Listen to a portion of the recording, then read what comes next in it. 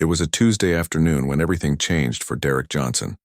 The sun was shining bright as he pulled his black BMW into the parking lot of Riverside Mall, one of the nicest shopping centers in the city. Derek had just finished a big business meeting with potential clients for his tech company. Things had gone really well, and he was feeling good about closing the deal. Derek stepped out of his car and straightened his navy blue suit. He looked professional and confident. At 34 years old, he had worked hard to build his software company from nothing. Today felt like another step toward his dreams coming true. As Derek walked toward the mall entrance, he noticed two police officers near the food court entrance. They seemed to be looking around, scanning the area. Derek didn't think much of it at first. Police officers were common in busy places like this. But then something strange happened. The officers started walking directly toward him. Derek slowed down, wondering if maybe they needed directions or had some questions about the area. He had always believed in being helpful to law enforcement. "Excuse me, sir," called out the first officer. His name tag read Rodriguez. He was a stocky man with a serious expression. "We need to see some identification." Derek stopped walking and looked confused. "Sure, officer. May I ask what this is about?" The second officer, whose badge said Patterson, stepped closer. He was taller and seemed more aggressive than his partner. "We got reports of someone matching your description acting suspicious around expensive cars in this lot." Derek felt his heart skip a beat. He looked around the parking lot. There were dozens of expensive cars parked everywhere. BMWs, Mercedes, Audis. This was an upscale mall where wealthy people shopped. Nothing seemed unusual about that. "I'm sorry, but I think there's been some mistake," Derek said politely. He reached slowly for his wallet, making sure his movements were clear and non-threatening. "I just came from a business meeting. I can show you my appointment confirmation, if that helps." Officer Rodriguez took Derek's driver's license and looked at it carefully. Meanwhile, Officer Patterson walked around Derek's BMW, peering through the windows. Derek watched nervously as the officer seemed to be looking for something. "This your car?" Patterson asked, pointing at the BMW. "Yes, sir, I bought it last year. I have all the paperwork in the glove compartment if you need to see it." Derek couldn't understand what was happening. He had done nothing wrong. He was dressed professionally, had parked legally, and was simply walking to the mall like hundreds of other people did every day. "Where are you coming from?" Rodriguez asked, still holding Derek's license. "I had a meeting at the Hilton Hotel, downtown. I'm a software engineer. I was presenting my company's new app to potential investors." Derek pulled out his phone. "I can show you the meeting details, the emails, everything." But instead of looking at Derek's phone, Officer Patterson moved closer. "Put the phone away. Keep your hands where we can see them." Derek felt a chill run down his spine. The officer's tone was becoming more hostile, even though he was being completely cooperative. A few shoppers walking by started to notice the interaction and slowed down to watch. "Officers, I'm happy to answer any questions you have," Derek said, trying to stay calm. "But I don't understand what law I've broken. What exactly am I being accused of?" This seemed to make Patterson even more angry. "Are you questioning our authority? We don't need to explain ourselves to you." "I'm not questioning anything," Derek replied firmly but respectfully. "I just want to know what's going on. I have rights as a citizen to know why I'm being detained." The word rights seemed to trigger something in both officers. Rodriguez stepped closer to Derek. "Turn around and put your hands behind your back." Derek's eyes widened. "What? Why? I haven't done anything wrong." "You're resisting our instructions," Patterson said loudly. "Turn around now." By now, several people in the parking lot had stopped to watch. Some had their phones out. Derek could hear murmurs from the growing crowd. He looked around desperately, hoping someone in authority would step in and stop this madness. "I'm not resisting anything," Derek said, his voice getting stronger. "I'm asking legitimate questions. You cannot arrest someone for asking why they're being arrested." But the officers weren't listening anymore. Rodriguez grabbed Derek's arm roughly. "Hands behind your back, now!" Derek felt panic rising in his chest. This couldn't be happening. He was a law-abiding citizen. He paid his taxes, had never been arrested, didn't even have a speeding ticket. Yet here he was, about to be handcuffed, in front of dozens of strangers for absolutely no reason. "Please," Derek said, his voice shaking slightly. "Can someone explain to me what crime I've committed? I was just walking to the mall." Patterson pulled out his handcuffs. Suspicious behavior, failure to comply with police instructions, and now resisting arrest. "But I haven't resisted anything," Derek protested. "I've answered every question. I showed you my ID. I told you where I came from and where I'm going." The crowd was getting larger now. Derek could hear people talking among themselves, some expressing concern about what they were witnessing. A few people were definitely recording with their phones. "This doesn't look right," Derek heard a woman say to her friend. "That man hasn't done anything wrong," another voice added. But the officers seemed determined to follow through with their plan. Rodriguez forced Derek's arms behind his back while Patterson prepared to put on the handcuffs. Derek's mind was racing. He thought about his successful business, his clean record, his family who would be shocked to hear about this. He thought about all the times he had defended police officers in conversations with friends who were more skeptical of law enforcement. "Officers, please." Derek made one last attempt at reasoning. "I understand you have a job to do, but you're making a mistake. Check my background. Call the hotel where I had my meeting. I can prove everything I've told you." But his words fell on deaf ears. The cold metal of the handcuffs clicked into place around Derek's wrists. The sound seemed to echo through the parking lot, followed by gasps and murmurs from the crowd, as Derek stood there in handcuffs wearing his expensive suit, next to his legally owned car in front of a mall where he had every right to be. He realized that everything he thought he knew about justice and fairness had just been shattered. The officers began walking him toward their patrol car, past the staring crowd, past the people recording with their phones, past other shoppers, who looked shocked and confused by what they were witnessing. Derek's legs felt weak, but he forced himself to walk with dignity. He held his head high, even though inside he felt humiliated and scared. As they approached the police car, Derek knew he had to do something. This couldn't be the end of the story. He had one phone call coming to him, and he knew exactly who he was going to call.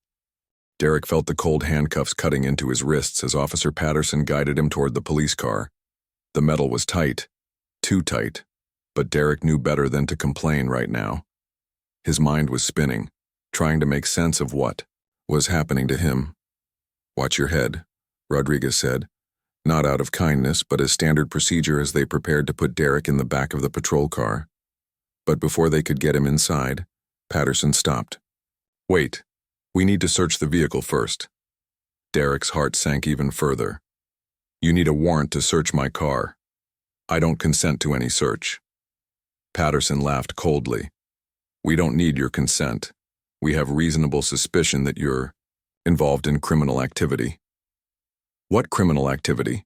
Derek demanded, his frustration finally starting to show. "You still haven't told me what I supposedly did wrong." The crowd around them was growing larger. Derek could see at least 20 people now, all watching the scene unfold. Many had their phones pointed in his direction. He felt embarrassed but also grateful that people were witnessing this injustice. Officer Rodriguez walked over to Derek's BMW and tried the door handles. They were locked. He turned back to Derek. "Keys." "I want to call my lawyer first," Derek said firmly. "Keys." "Now," Rodriguez repeated, his voice getting more threatening. Derek realized he had no choice. The keys were in his pocket, but with his hands cuffed behind his back, he couldn't reach them. "They're in my right front pocket." Patterson reached into Derek's pocket and pulled out the keys. The officer's rough handling felt like another violation of Derek's dignity. This was exactly the kind of thing Derek had read about happening to other people, but he never imagined it would happen to him. Rodriguez unlocked the car and began searching through it methodically. He opened the glove compartment, looked under the seats, and checked the trunk. Derek watched helplessly as the officer went through his personal belongings. "What exactly are you looking for?" Derek asked. "Evidence," Patterson replied without elaborating. "Evidence of what crime?" Patterson moved closer to Derek, his face showing clear irritation. "I told you to stop questioning us." That attitude is exactly why you're in this situation. Derek couldn't believe what he was hearing. My attitude? My attitude is that I expect to be treated fairly under the law. I expect police officers to follow proper procedures. A woman in the crowd called out, "He's right. This doesn't look legal." An older man added, "That young man hasn't done anything wrong. I've been watching the whole thing." The officers looked annoyed by the crowd's growing support for Derek. Patterson called into his radio, "This is Unit 47. We need backup at Riverside Mall parking lot C. We have a situation with an uncooperative suspect and a hostile crowd." Derek couldn't believe what he just heard. Uncooperative? Hostile crowd? These people are just concerned citizens watching you violate my rights. Rodriguez finished searching the car and walked back over. In his hands, he carried Derek's laptop, bag, some business documents, and a framed photo of Derek's family from his dashboard. "What's in the bag?" Rodriguez asked. "My work laptop and some business files. Nothing illegal." The officer opened the laptop bag and pulled out Derek's computer, along with some folders full of papers. He flipped through the documents quickly. "These financial statements," Rodriguez said, looking at some of Derek's business paperwork. "How do we know you came by this money legally?" Derek stared at the officer in disbelief. "Those are legitimate business documents from my software company. Everything is properly documented and reported to the IRS. A lot of criminals claim their money is legal," Patterson added. "Then investigate it properly," Derek said, his voice rising slightly. "Run a background check on me. Call my business partners. Contact the hotel where I had my meeting an hour ago. Do actual police work instead of making assumptions." The crowd murmured their agreement. Someone called out, "Let the man prove his innocence." But Derek's reasonable requests only seemed to make the officers more determined to find something wrong. Rodriguez continued searching through Derek's business files, looking for anything that might justify their actions. Meanwhile, the backup units that Patterson had requested began arriving. One by one, 3 more police cars pulled into the parking lot with their lights flashing. The scene was becoming a spectacle. Derek watched in horror as 6 police officers were now gathered around him for what should have been a simple case of mistaken identity. The flashing lights and multiple patrol cars made it look like they had caught a dangerous criminal. "This is getting out of hand," Derek said to Patterson. "You called for backup because I asked you to follow proper procedures? Because I know my rights?" "You called for backup because he asked questions?" a voice from the crowd echoed. One of the newly arrived officers approached Patterson. "What's the situation here?" "Suspect was acting suspicious around expensive vehicles," Patterson explained. "When we approached him, he became argumentative and refused to cooperate. He's been hostile and combative throughout the encounter." Derek's mouth fell open. "That's completely false. I've been polite and cooperative from the very beginning. I answered all your questions and provided my identification immediately." Several people in the crowd started shouting their agreement. "He's telling the truth. The officers are lying. We saw the whole thing." But the officers weren't interested in what the witnesses had to say. The newly arrived officer looked Derek up and down with suspicion. "Any warrants? Prior arrests?" the new officer asked.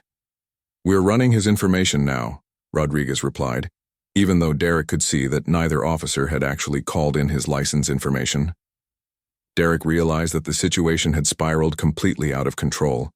What started as a simple case of mistaken identity had somehow become a major incident with multiple police cars and a growing crowd of concerned citizens. "I want my phone call," Derek said clearly and loudly, making sure everyone could hear him. "I want to contact my attorney immediately." Patterson looked at his watch. "You'll get your phone call when we get to the station." "What charges are you booking me on?" Derek demanded. The officers looked at each other. They had never actually articulated what crime Derek had committed. "Disorderly conduct," Patterson finally said. "Disturbing the peace," Rodriguez added. "Resisting." "Arrest," the new officer chimed in. Derek shook his head in amazement. "I was walking to the mall in a suit." "That's disorderly conduct?" "I answered all your questions politely." "That's disturbing the peace?" "And I never resisted arrest because you never told me I was under arrest until you had already decided to handcuff." Me. The logic of Derek's argument was clear to everyone listening, including the officers. But they had gone too far to back down now. Too many backup units had been called. Too many people were watching. Their story was already set in motion. As they finally put Derek in the back of the patrol car, he looked out at the crowd of concerned citizens who had witnessed his ordeal. Some were still recording. Others were shaking their heads in disgust. A few were taking down badge numbers and license plate information. Derek took a deep breath and tried to stay calm. He knew that losing his temper would only make things worse. But inside, he was making a decision that would change everything, was going to make that phone call, and the person he called was going to be very interested in hearing about what just happened. The ride to the police station felt like the longest 20 minutes of Derek's life. He sat in the back of the patrol car, handcuffs still cutting into his wrists, watching the familiar streets of his city pass by the window. This was the same route he drove to work every day, but today he was seeing it from behind bars. Officer Patterson was driving while Rodriguez sat in the passenger seat, occasionally glancing back at Derek with suspicious eyes. The radio crackled with dispatcher calls about other incidents around the city. Real crimes that required police attention while these officers wasted time on Derek. You know this could all go away if you just admit what you were really doing. In that parking lot, Patterson said, looking at Derek through the rearview mirror. Derek almost couldn't believe what he was hearing. I've told you exactly what I was doing. I had a business meeting at the Hilton Hotel. I can give you the names of everyone I met with. I can show you the contract we discussed. I can prove every single thing I've told you. Sure you can, Rodriguez said sarcastically. Derek realized that these officers had already made up their minds about who they thought he was and what they thought he had done. Nothing he said was going to change their opinion. They had committed to this course of action, and now they had to see it through. When they arrived at the police station, Derek was processed like any other criminal. They took his fingerprints, photographed him, and put him in a holding cell. The whole experience felt surreal. Derek kept thinking he was going to wake up from this nightmare at any moment. I want to make my phone call now, Derek told the desk sergeant. You'll get your call when we're ready to give it to you, the sergeant replied without looking up from his paperwork. Derek sat in the holding cell for what felt like hours, but was probably only about 30 minutes. The cell was small and smelled like disinfectant and despair. There were two other men in there with him, one who appeared to be sleeping off a drunk, and another who was quietly reading a paperback book.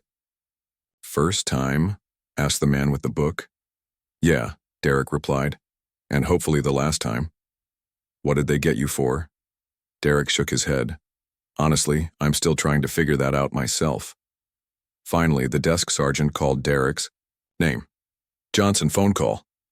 Derek was escorted to a small room with a single phone on a metal table. His hands were shaking slightly as he dialed the number. After 3 rings, a familiar voice answered. Hello? Michael? Derek said, feeling a mixture of relief and nervousness. Derek, what's wrong? You sound upset. Michael Williams was Derek's cousin, but more than that, he was Derek's oldest friend. They had grown up together, played basketball together in high school, and stayed close even as their careers took them in different directions. Michael had gone into politics while Derek chose technology, but they still talked regularly and spent holidays together with their families. What Derek hadn't told the officers, what he hadn't told anyone yet, was that his cousin Michael had recently been elected governor of their state. The election had been 6 months ago, and Michael was still getting used to his new role in politics. Michael, I need your help, Derek said quietly into the phone. I've been arrested, and I didn't do anything wrong. There was silence on the other end of the line for a moment. Then Michael's voice came back, full of concern. Arrested? Derek, what happened? Are you hurt? Derek quickly explained everything that had occurred at the mall, the approach by the officers, the questioning, the search of his car, and his arrest for charges that made no sense. They said I was acting suspicious around expensive cars, Derek said. Michael, I was walking from my own car to the mall entrance. I was wearing a business suit. The only thing suspicious about me was the color of my skin. Michael was quiet for a long moment. Derek could almost hear his cousin's mind working through the implications of what he had just been told. Which police? Department Derek? Metro City Police. I'm at the downtown station right now. What are the officers' names? Rodriguez and Patterson. Badge numbers. Derek provided the numbers he had memorized during the encounter. Derek, I want you to listen to me carefully, Michael said, his voice taking on a tone that Derek had never heard before. It was the voice of someone who was used to being in charge, used to making important decisions. Don't say anything else to anyone until I get there. Don't answer any more questions. Don't sign any papers. Just sit tight and wait for me. Michael, I don't want to create problems for you. I know your position is important. Derek, Michael interrupted. You're my cousin. Your family. And more importantly, what happened to you today is wrong. It doesn't matter if you're related to the governor or if you're just a regular citizen. No one should be treated the way you were treated. Derek felt tears forming in his eyes. For the first time since this ordeal began, someone was actually listening to him and believing his story. I'll be there in 30 minutes, Michael continued. And Derek, I'm bringing some people with me. After Derek hung up the phone, he was escorted back to the holding cell. But this time something felt different. He wasn't just a victim anymore. He had an advocate, someone with the power to make sure the truth came out. About 20 minutes later, Derek started to notice increased activity in the police station. Officers were walking around more quickly than usual. He could hear hushed conversations and saw several people in suits entering the building. Then Derek heard a voice he recognized coming from the front desk area. It was Michael, but he sounded more authoritative than Derek had ever heard him. I want to speak with whoever is in charge of this facility immediately, Michael was saying, and I want to see the arrest report and any video footage from the incident at Riverside Mall. A few minutes later, a very nervous-looking desk sergeant approached Derek's cell. Johnson, you're being released. Derek stood up slowly. What about the charges? The charges are being dropped, the sergeant said, not making eye contact. As Derek was processed out of the holding cell, he could see a small crowd gathered in the station's lobby. There was Michael, looking very official in his dark suit. Next to him was a woman Derek recognized as Michael's chief of staff from news reports. There were also two men in suits who looked like lawyers, and another man with a press badge hanging from his neck. But what really caught Derek's attention were the three police officers standing near the wall, looking very uncomfortable. Two of them were Rodriguez and Patterson, the officers who had arrested him. The third was a man with captain's bars on his uniform, who Derek had never seen before. When Derek walked into the lobby, Michael immediately came over and embraced him. Are you okay? Michael asked, looking his cousin over for any signs of injury. I'm fine, Derek replied. Just confused and angry.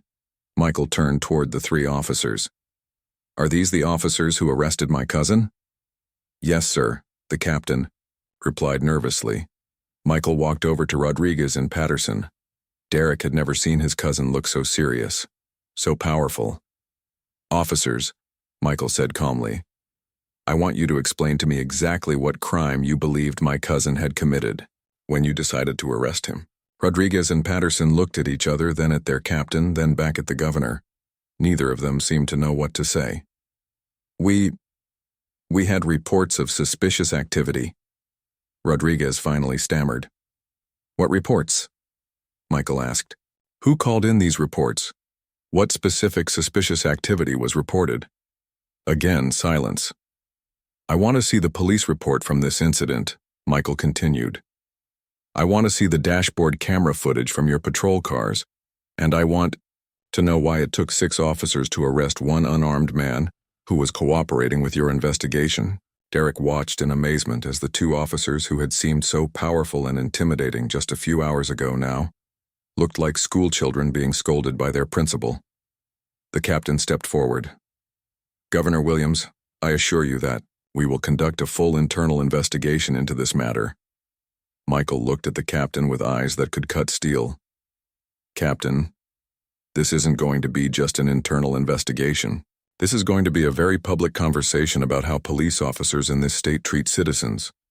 My cousin's experience today is going to help us make some changes to ensure this never happens to anyone else. Derek realized that his phone call hadn't just gotten him out of jail. It had started something much bigger than he had ever imagined. Word traveled fast. By the time Derek and Michael left the police station, news crews were already setting up outside. Derek hadn't expected this level of attention, but he realized that when the governor personally shows up to get someone released from jail, people are going to notice. "Derek, before we go out there," Michael said, placing a hand on his cousin's shoulder, "I want you to know that you don't have to say anything to the media if you don't want to. This is your choice." Derek looked through the glass doors at the reporters and cameras waiting outside. A few hours ago, he was just a regular businessman going to the mall. Now he was about to become the center of a statewide conversation about police conduct. "What do you think I should do?" Derek asked. "I think you should tell your story," Michael replied. "But only if you're comfortable doing it. The truth is powerful, Derek. And your story, what happened to you today, it's not just about you. It's about every person who gets treated unfairly by police but doesn't have a cousin who's the governor to come help them." Derek took a deep breath. "You're right. Let's do this." As they walked out of the police station, cameras started flashing and reporters began shouting questions. Michael stepped up to a cluster of microphones that had been quickly set up. "I'm here today because my cousin Derek Johnson was arrested this afternoon for no legitimate reason," Michael began, his voice clear and strong. "Derek is a successful businessman, a law-abiding citizen, and someone I've known my entire life. He was arrested simply for walking to a shopping mall while being black." The reporters immediately started asking questions. "Governor Williams, are you saying this was racial profiling? What evidence do you have that the arrest was improper? Will there be an investigation?" Michael held up his hand for quiet. "Let me be very clear about something. Derek's case got resolved quickly today because he happens to be related to me. But every citizen of this state deserves to be treated with respect and fairness by law enforcement, regardless of who they know or who their family members are." Then, Michael stepped aside and gestured for Derek to speak.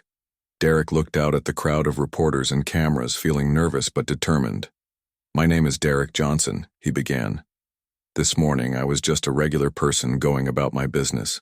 I had a successful meeting with potential clients. I was feeling good about my company's future, and I decided to stop at the mall on my way home."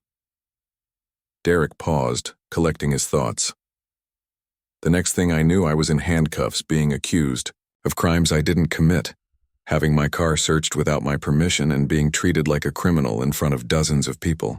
A reporter called out, "What do you think would have happened if you weren't the governor's cousin?" Derek considered the question seriously. "I think I would probably still be in that jail cell right now. I think I might have been charged with crimes I didn't commit. And I think my story would never have been heard." "Are you angry about what happened?" another reporter asked. "Yes, I'm angry," Derek replied honestly. "But I'm not just angry for myself. I'm angry for every person who has been through what I went through today, but didn't have the resources or connections to fight back.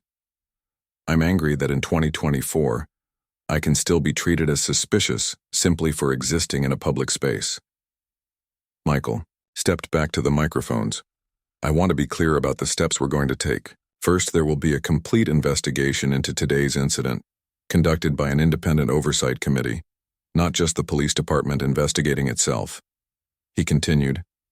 "Second, we're going to review the training procedures for all law enforcement officers in this state. Officers need better training on constitutional rights, de-escalation techniques, and unconscious bias.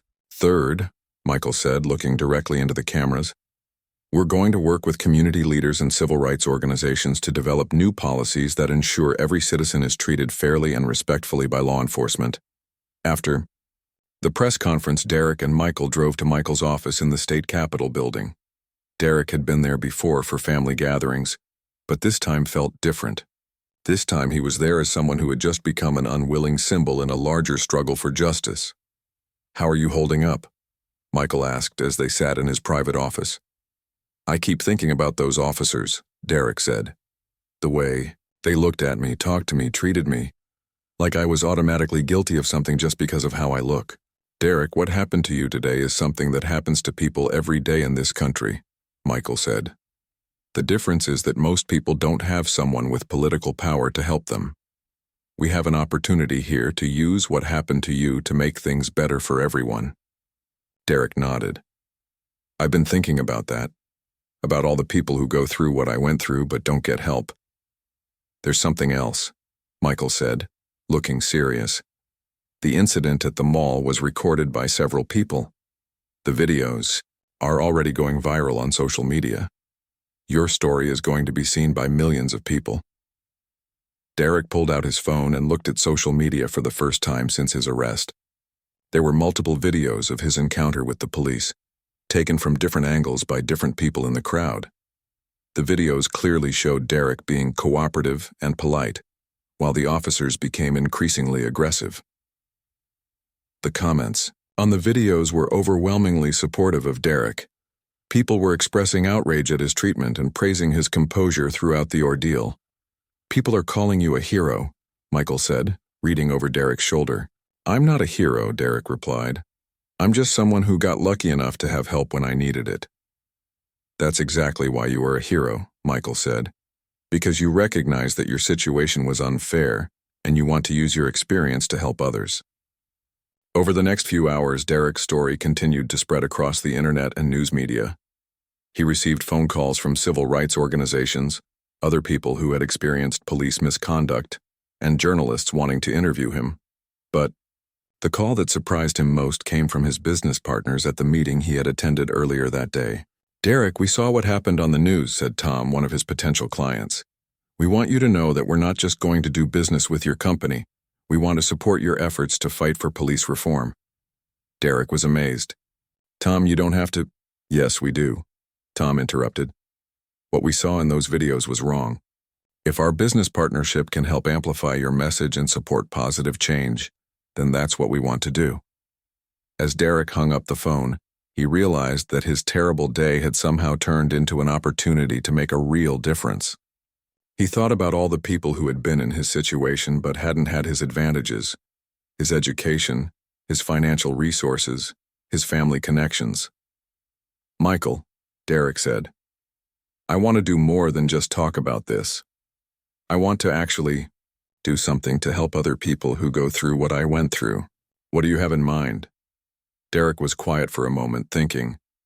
I want to start a legal defense fund for people who are arrested or harassed by police but can't afford good lawyers. And I want to work with you on those police reforms you mentioned.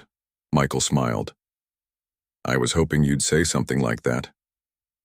As the sun set on what had been the most challenging day of Derek's life, he felt something he hadn't expected to feel.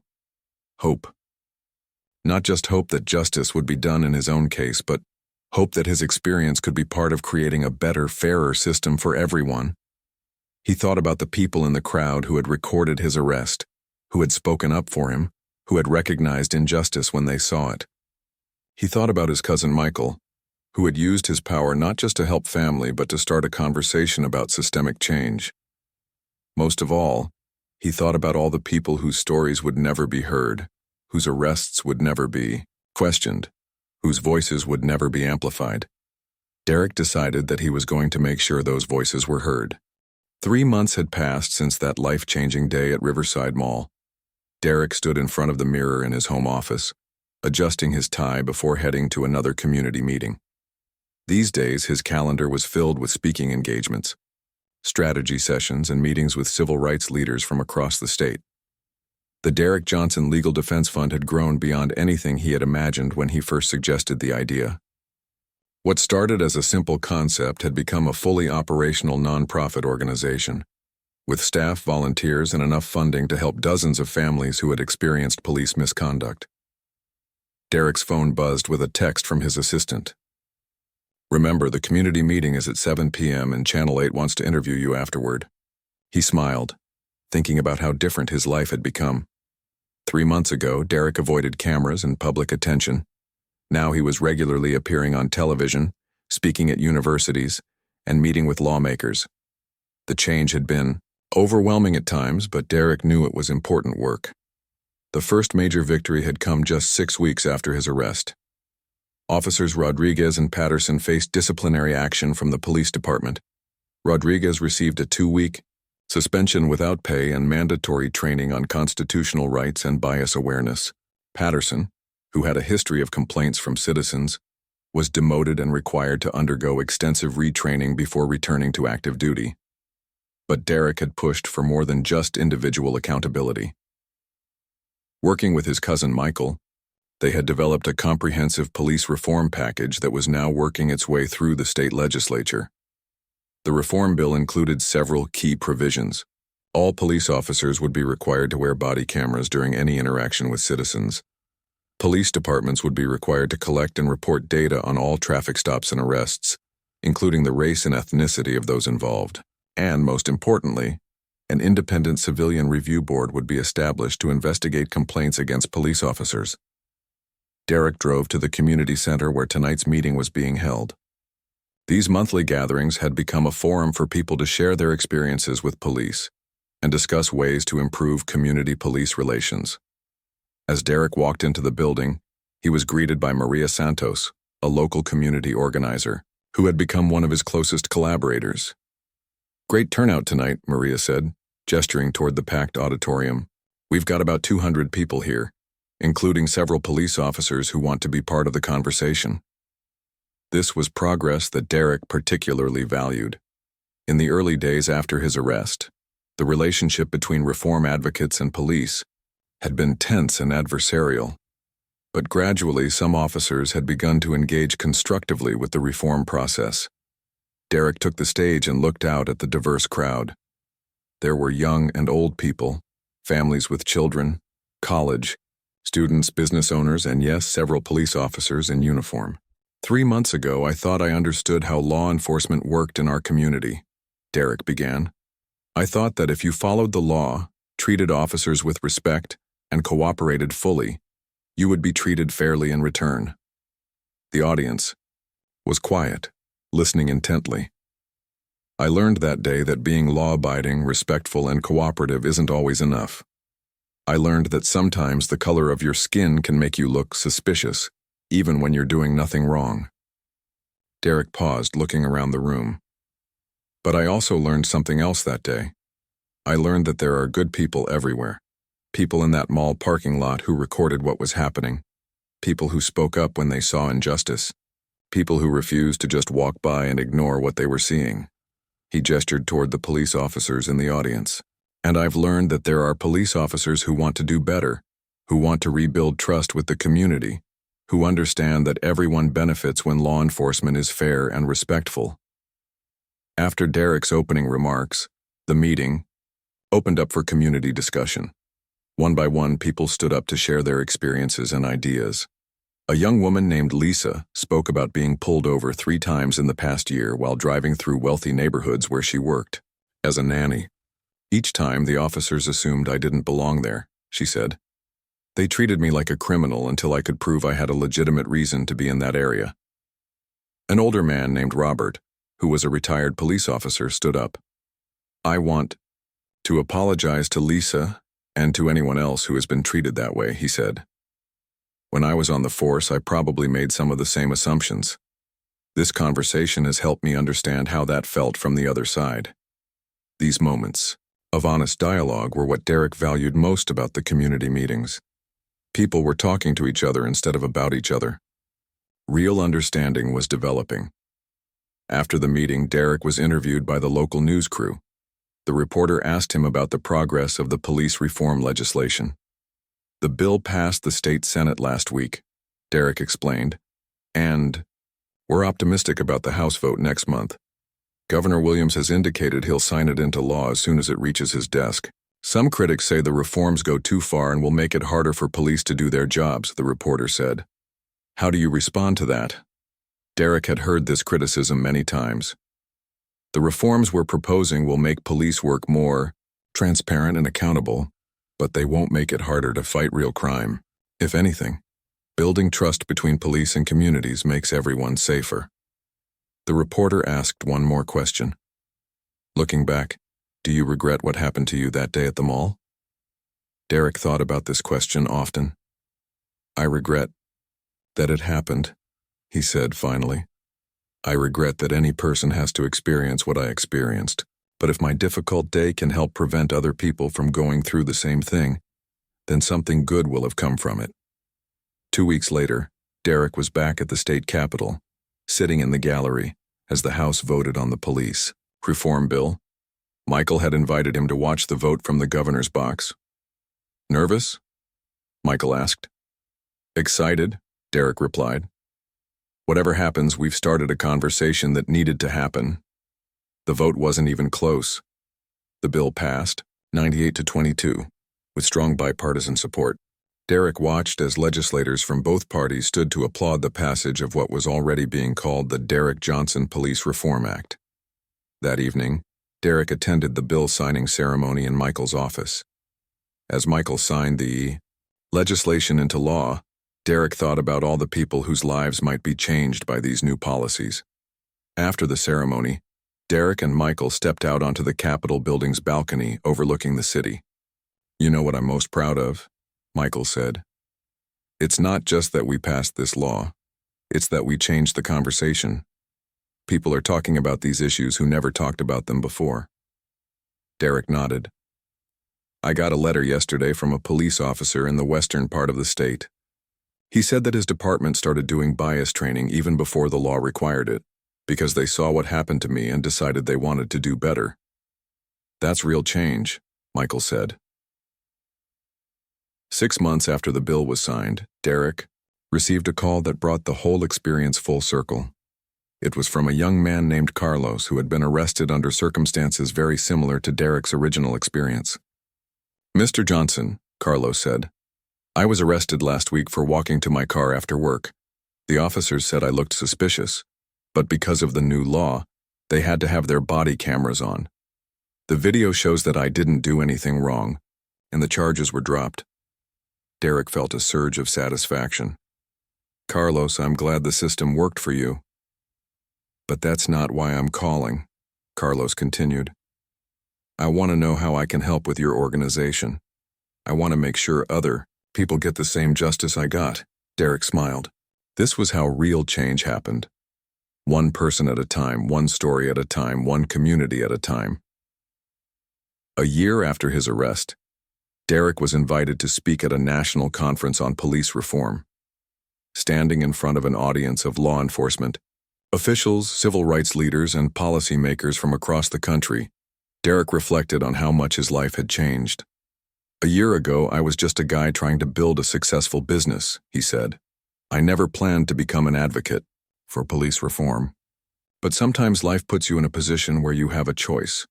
You can be bitter about what happened to you, or you can use your experience to help other people." Derek looked out at the audience. "I chose to help other people. And I've learned that when you focus on solutions instead of just problems, when you work with people instead of against them, you can accomplish things that seemed impossible."